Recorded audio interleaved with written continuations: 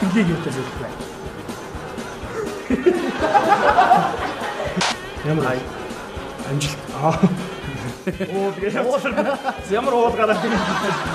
Маш олон цензур байж. Тэгээ энд одоо олон цензурыг давсан мөн дээрээс нь цензур. Тэгээ цензур. Давсан тийм ээ. Жохон халуун ороод ирээд сайжрээс. Одоо бохоо би энэ гар үрч чаддаг учраас тэгээд зүгээр. Уважаемые пассажиры, предъявите билеты и займайте свои места в соответствующих вагонах. Тэгээд залуучуудын гоё ток шоунд би бол олон зөндөө гоё ярмаар. За ингэж бодё.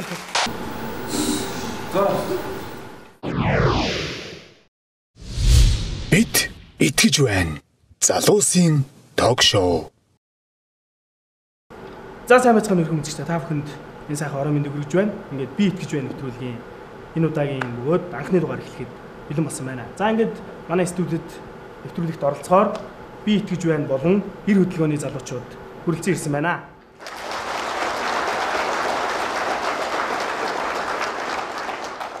Би өвдөө бодохдоо итгэл бол энэ уран ертөнцийн хамгийн агуу, хамгийн сайхан зүйл гэж боддог. Хайртай хосууд нэг нэгэндээ итгэх юм бол тэр хайр хамгийн үнэнч, хамгийн сайхан байдагтай адил.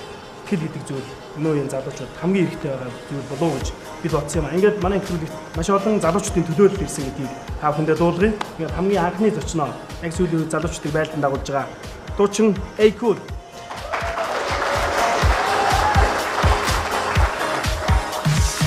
За юу вэ? Юм байна да. За маш олон зүйл байна юм шиг байна. Akon-ээр сайн сайхан үед сүүлийн үед юу хийж байна? За сүүлийн үед гэх юм бол одоо би итгэж байна. Яг одоо энэ хойно гарч байгаа энэ сайхан дуу бол одоо олон сайхан найз нөхдөдтэй хамтарч бүтээлээ. Тэгээд энэ дуу маань маш сайхан болсон. Тэгээд сүүлийн үед өмнө бүтээл бол яг ийм хөө. За баярлалаа. Akon Монгол улс төр хэдэн жил дуулж байна? Монгол улсад бол ер нь бол олон жил дуулж байна. Тэгэхээр би одохдоо бол Хэдэн жил дуулж байна?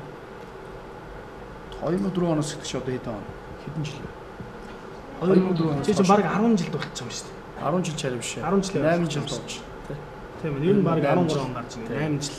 Их цаг хугацаа шүү. Сүүлийн 1-2 жил илүү хүмүүс таньсан баг тий. Хамгийн ихээр тий одоо дууны хит бол магадгүй. Зүгээр яг юу л та. Би бол бодтоо бол зүгээр уран бүтээл гэдэг бол аянда тий хүн яг өөрөө өсөө тэрнийхээ төлөө тэмүүлж чадах юм бол тэр зүйлд өгдөг болов уу? Тийм ээ. Тийм учраас гонсголын тохиолдол бүрдэхгүй юм. Тий, тийм учраас би яг зүгээр юу гэж бодоодсэн юм гэхээр их олон жил ингэж одоо тасралтгүй бас зөрөгтэй шантарахгүй гэсэн үг л дээ. Ингэж дуулж явж ижил одоогийн амжилтанд бас хүрч одоо энэ залуучдын дуртай дуунуудыг гаргаж байгаа бол гэж ингэ зүгээр хараад ирсэн. Thanks man. За ер нь өөрөө дуунуудаа зохиодог тий. Тий яг хичээж юм уу тэгэл зарим ер нь бол дууныхаа 90% баг өөрөө зохиож. За зарим бас дуунууд бол дандаа бас найз зөвхөн яг хөгжмийн зохиолчдоос авч явдаг байна. Монголын урлаг, Монголын уран бүтээлчдийн би бол харьцангуй чадвартай гэж боддог. Амьдаар дуулдаг гэж боддог. Итгэж जैन, амьдаар дуулдаг гэж итгэж जैन. Чадвартай болж байгаа гэдэгт маш итгэж जैन. Техник технологи хөгжиж जैन. Монголын уран бүтээлчдийн дуу хизээ билбордыг тэргүүлэх бай.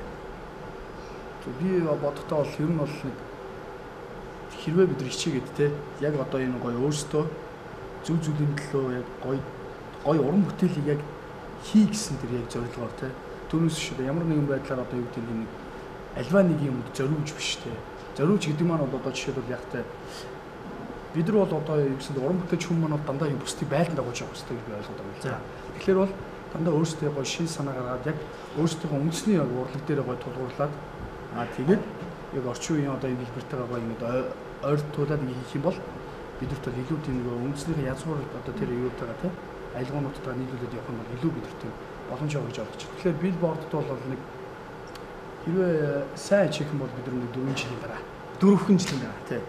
Яг л өөрөө чинь 4 жилийн дараа дуулж штэ тий. Дуул. 15 жилийн яваа хийн штэ. Надад. За, маш сайхан санагдаж байна. 4 жилийн дараа бид нар бол чадахгүй бүтэхгүй гэдэг юм бол өнөөс болохгүй ч гэж магадгүй. Хүмүүс уран бүтээлч сонсоод үлгэр юм шиг сонсогч байгаа ч гэж магадгүй. Гэхдээ бол хизээ нэг өдөр болох байх гэдэг маш итгэж байна. Хамгийн их юунд итгэдэг вэ чи? Итгэл найдвар гэж юм байна. Байлгүй яг хам байлгүй яах вэ? Хамгийн түрүүнд бол би бол өөртөө итгэж. За. Яагаад гэвэл өөртөө итгэх юм бол тэр одоо жишээл боломж болцоо тэр уул бол харагдчих. Ямар амжилт. Уул ямар уул гараад ирэх юм бэ? уултаа зүрлээд байгаа юм л да. Амжилтыг тий. Уулын орой дээр гарах нэг гоё харагддаг шүү дээ. Яг тэрнтэй адилхан амжилт бол яг уул юм аа гэж би одоо ойлгож байна.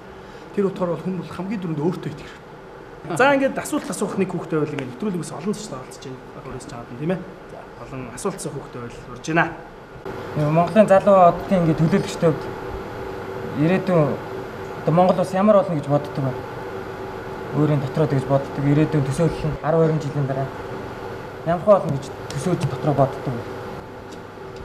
Баярлалаа сайхан асуулт байна. Мэдээж Монгол хүн болж төрсэн хүн бол мэдээж Монголоор хүсэл сэтгэл Монгол орн маань сайн сайхан байгаасаа тий өргөлж бас энэ гэхдээ би бол бахархдаг шүү дээ. Яагаад гэвэл өнөөдөр бид нар дуртай хөгжмөө ингээд YouTube-ээр ороо сонсч чинь тийш хүн гадаадын орнуудтай Facebook-оор дуртай одоо найзтайгаа ингээд гоё найзлаар ингээд харьцаж болж чинь тий. Тэгэхээр бидэрт бол боломж гарцуул угаасаа нээлттэй байгаа.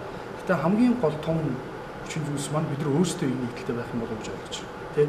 Өөрсдөө бид нар гоё юм цөм ийм нэгдэлтэй би гэсэн сэтгэлээр биш бид гэсэн сэтгэлээр аливаа зүйл хандах юм бол Монгол орн тун утгагүй Азийн бараа орн болно гэдэгт би итгэж байгаа. Яагаад гэвэл дэлхийн нийт тэр чигээрээ одоо Монгол орн руу жишээлбэл тий анхаарлаа төлөвлөж тэгэхээр бидэрт энийгээ дагаад бидэрт амар том боломжууд бас гарч ирэх байгаа гэж одоо ойлгож байна. Тэгэхээр бид нар хизээ авахтаа 5 6 жилийн өмнө өнөөдөр жишээлбэл яг одоо дэлхийд хийт болж байгаа уран бүтээлч хүн өнөөдөр ирээд тоглоо хийж байна. Тэгтэл чи энэ бидэрт бас манай Монгол орн маань бас гадны зах зээлд бас гэдэг одоо юу гэдэг өрсөлдөх чадвараараа тэгээд дээрээс нь бид нар одоо юу гэдэг анхаарлын төвд бас байна гэсэн ойлголтыг би ойлгож.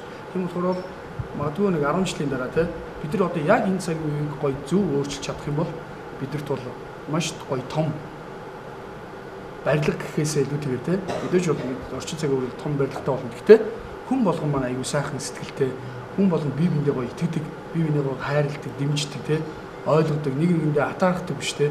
Гэтэ атаархал нь зөв атаархал байдаг те. Тэр талаас аюу тийм сайхан уус болж хөгжнө гэдэгт би итгэж байгаа. За тэгэл явах маш их баярлалаа. Ингээд өнөөдөр бид нар бол биеийн залуучууд бүгд л итгэл үнэмшлийн тухай итгэж байна, итгэлийн тухай ярилцж байна. Чамд Монголын маш олон залуучууд итгэж байна. Баярлалаа. Чиний дуу билбордыг тэргүүлэх тухай. Баярлалаа. Чи Монголын дэлхийн од болох тухай. Чи Америкт очиж тэр хүн хэдэн сая доллараар төлөх тухай. Чамайг дагсан мянган охтууд, фэнүүд чамайг фэн болох тухай. Баярлалаа. Тэгээд маш сайхан ерөөл дэвшүүлж байна. Тэгээ мэдээж залуучууд бид нар гоё те. Өдөрөл гоё гараа хатгаад дандаа гоё зүг зүгийн төлөө тэмцэхээ зориглоо явж байгаа. Тэгээд тэр утгаараа бас бүх олон сайхан залуучуудын саний яг хэлсэнчлэн итгэлийн алдахгүй төлөө итгэлийг зүтгэлээр мэдээж зүтгэлийн цаана найдвар байгаа.